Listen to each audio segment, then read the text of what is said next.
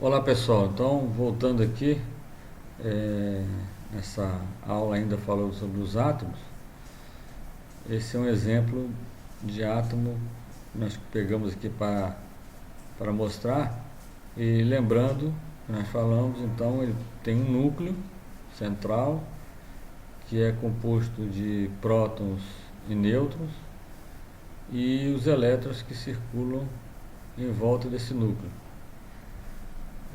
Como falamos também, a quantidade de prótons e nêutrons e elétrons é igual, porém cada átomo de cada material, de cada matéria, ele vai ter uma disposição diferente. Aqui nós vemos um exemplo desse que tem 3 prótons, 3 elétrons e 3 nêutrons, mas é um exemplo de um átomo qualquer aqui só para exemplificar. A diferença, sempre eles vão ser dessa forma, né? Onde eles terão os prótons com carga positiva, os elétrons com a carga negativa e os nêutrons que não possuem carga nenhuma, mas eles existem na composição do núcleo para a consistência da massa do núcleo. Então, sempre em todos os materiais existirão átomos compostos dessa mesma forma, porém o que vai diferenciar uma matéria da outra, um material do outro, seria a composição atômica de cada um desses átomos. Então essa é a composição, essa é a figura ilustrativa e essa é a forma como eles são formados. Bom, esses átomos, por sua vez, possuem então esses elétrons girando em volta do núcleo em camadas dispostas conforme nessa tabela aqui embaixo. Ela começa na camada K, L, M, N, O e P, né, e Q. Então, como vemos na tabela aqui embaixo, existem essas camadas numa ordem crescente de energia. E a camada K, ela tem 2 elétrons, pode até ter no máximo 2 elétrons, a L8, a M18, a N32, a O32, a P18 e a Q8. Note que essa camada, essa quantidade de elétrons que tem aqui, é o número máximo de elétrons que cada camada dessa pode ter. Não quer dizer que todos os átomos vão ter essa quantidade, logicamente, e nem que todos os átomos vão ter essa quantidade de camadas. Eles podem ter uma camada, 2, 3 ou todas. E também a quantidade de elétrons que tem em cada camada também pode ser diferente. O que vai delimitar aqui, simplesmente, é que o máximo de elétrons que cada camada dessa pode ter seria esse. Daí a diversidade dos materiais em função dessa mudança de estrutura dos átomos. Então esses átomos, eles vão estar fazendo parte dos materiais e eles são conhecidos ou são classificados conforme essa tabela periódica que a gente vê aqui. Note que existe aqui um átomo especial, que é o átomo de hidrogênio, e está exemplificando aqui como que está descrito na tabela. Ele é um átomo que é de número atômico 1, aqui tem o peso dele, o símbolo químico que é o H e o nome dele que é hidrogênio. Então essa tabela fala, né, sobre os diversos tipos de materiais encontrados, átomos encontrados em matérias. Bom, então eles são dispostos assim. O hidrogênio em particular é um átomo especial. Depois nós temos aqui toda essa parte amarela que são os metais, né, que são muitos. Depois os semimetais, que é essa parte mais rosa aqui. E essa parte mais roxa, né, seria os não metais. E aqui em azul você vê os gases, né? O ar, o próprio ar, o hélio, né?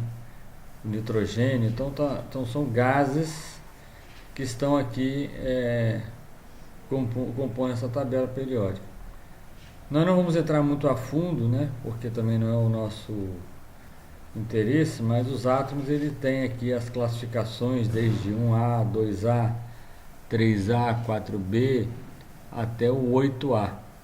E o pessoal que estuda aí química, né, eles até decoram essa tabela por necessidade. Bom, então como vimos, então o caso do hidrogênio, que é um caso especial, ele tem apenas uma camada com um elétron circulando em volta dessa camada. Okay? Aqui está demonstrando dois, mas na verdade é um só. Esses átomos, então, eles podem ser trabalhados, eles podem ser, de certa forma, unidos, né? E essa união permite, então, a formação de vários novos materiais.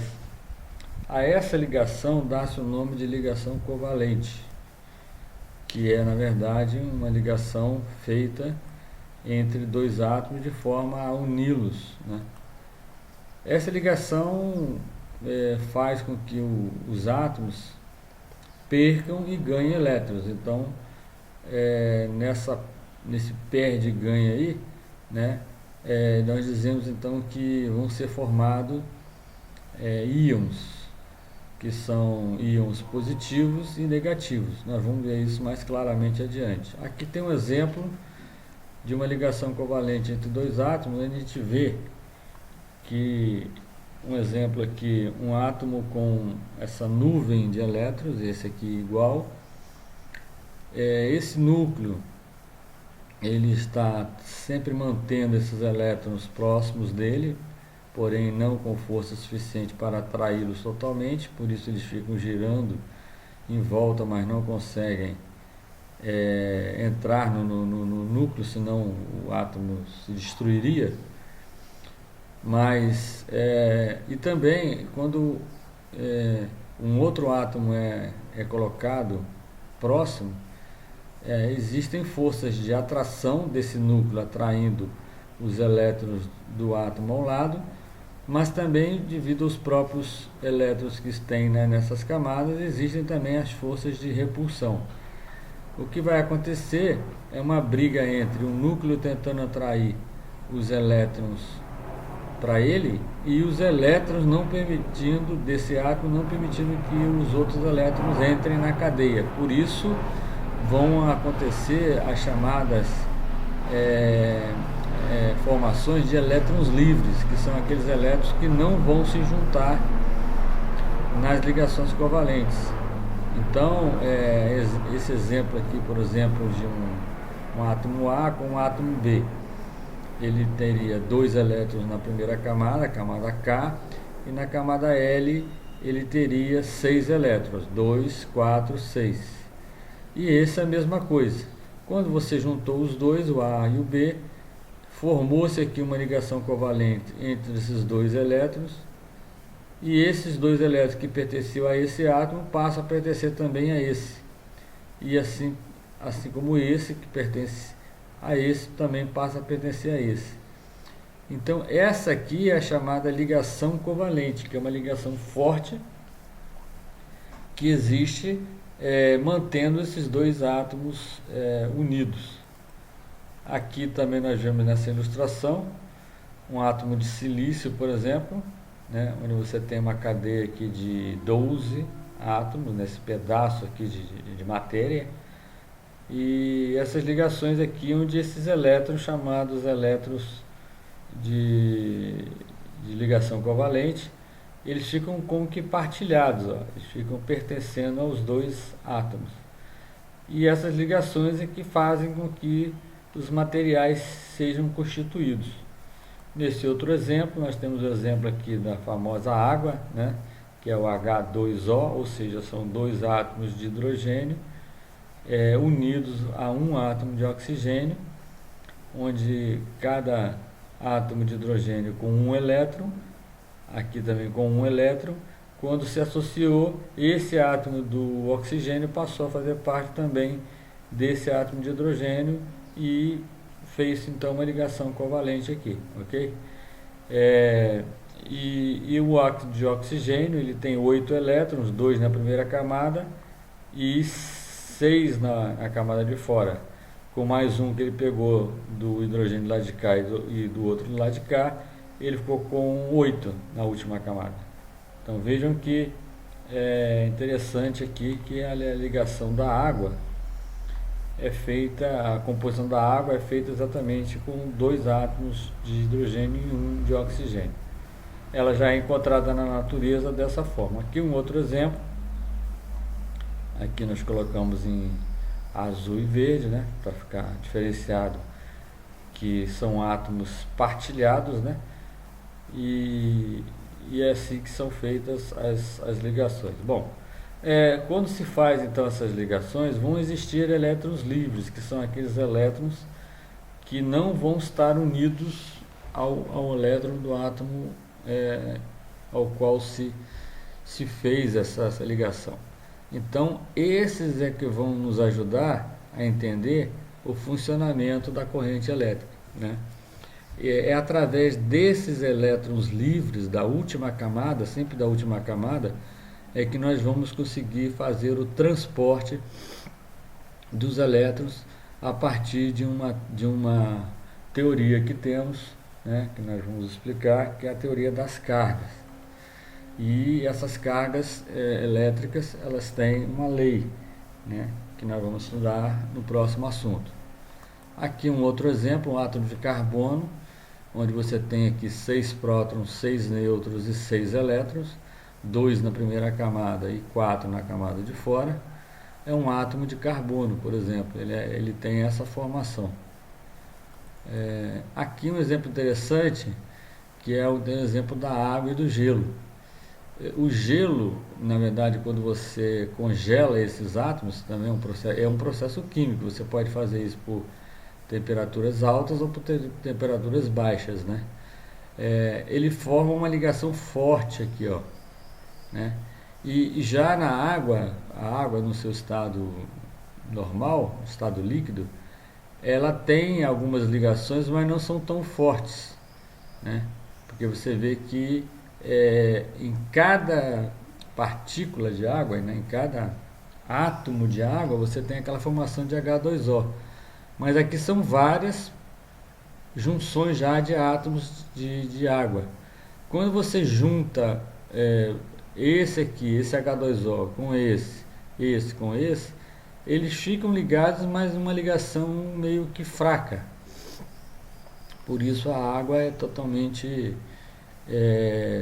você consegue separar, né, facilmente. E no entanto, aqui o gelo, você para separar isso aqui, você já tem que quebrar. Você já tem que, além de ser água, né, ele está congelado, então ele está numa situação de ligação covalente mais forte, né? Aqui um outro exemplo de 2 átomos de hélio e um de hidrogênio, o hidrogênio com 1 elétron, né, somente, e o de hélio com 2, né? E essas são então as formações. E aqui nós estamos só dando o princípio da bomba atômica para vocês, mas na verdade é para vocês entenderem o seguinte, que quando você pega um átomo de urânio e você faz uma compressão nesse átomo, ele libera, vai haver como que uma pequena explosão aqui dentro do átomo, e ele libera facilmente, ele se divide facilmente, e partindo desse princípio aqui, da quantidade que tem aqui de átomos, ele então faz nessa liberação o partilhamento, virando, como que facilmente ele se divide em 2, essa energia libera outra vez e vai mais 2 e assim por diante. Então isso é uma particularidade do urânio, aqui no caso urânio 235, e aqui no final você vai ter uma grande quantidade de elétrons e nêutrons, né, livres, e daí são feitas as diversas aplicações dessa formação atômica. Bom, a partir desse momento, então, como eu falei, nós podemos entender que em laboratório nós podemos fazer a associação ou a separação desses átomos, dessas matérias, e vocês veem na Fórmula 1, por exemplo, foi criado um metal chamado aço carbono, né? E para melhorar a resistência dos chassis dos veículos. E isso já é uma questão de melhoria, né, utilizando o princípio das composições atômicas. Então, a gente vai ficar por aqui. A próxima aula nós vamos já começar a falar sobre cargas elétricas, né? O que como ela se comporta, né? E aí a coisa vai começar a tomar um pouco mais de forma no sentido do entendimento já da corrente elétrica. Mas essa primeira parte falando sobre o átomo, né? E principalmente eu queria que vocês lembrassem sempre disso aqui, que são exatamente os chamados elétrons livres, que vão permitir, né, que o material que tem mais elétrons livres é considerado um material condutor. E o material que tem poucos elétrons livres aqui na sua composição atômica são chamados materiais isolantes. Nós vamos ver isso também.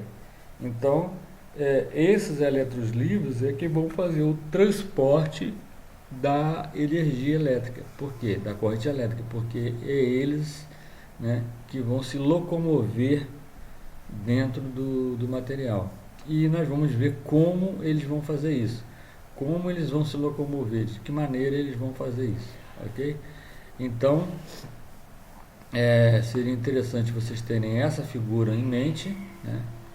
Ter essa figura em mente, que é a ligação. Quando você pega qualquer tipo de material e um pedaço de papel, por exemplo, e você rasga esse papel, é como que você tivesse rompendo essa ligação fortemente. Você faz uma pressão muito grande aqui, para ele é uma pressão muito grande, para o átomo, e você consegue então romper.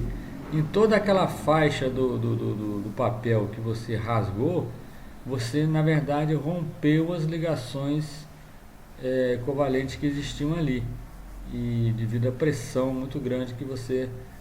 Mas se você deixar uma folha de papel normal, sem fazer pressão nenhuma nela, ou simplesmente você só amassar a folha de papel, você não rompe essas ligações covalentes. Então é assim que os materiais têm, por exemplo, mais firmeza, mais dureza, e outros são mais moles, mais flexíveis, devido à quantidade de ligações covalentes que eles têm. Então, é isso aí. A gente queria também que vocês gravassem bem essa questão das tabelas, né, que existem vários tipos de materiais e, portanto, a gente pode fazer associação entre eles.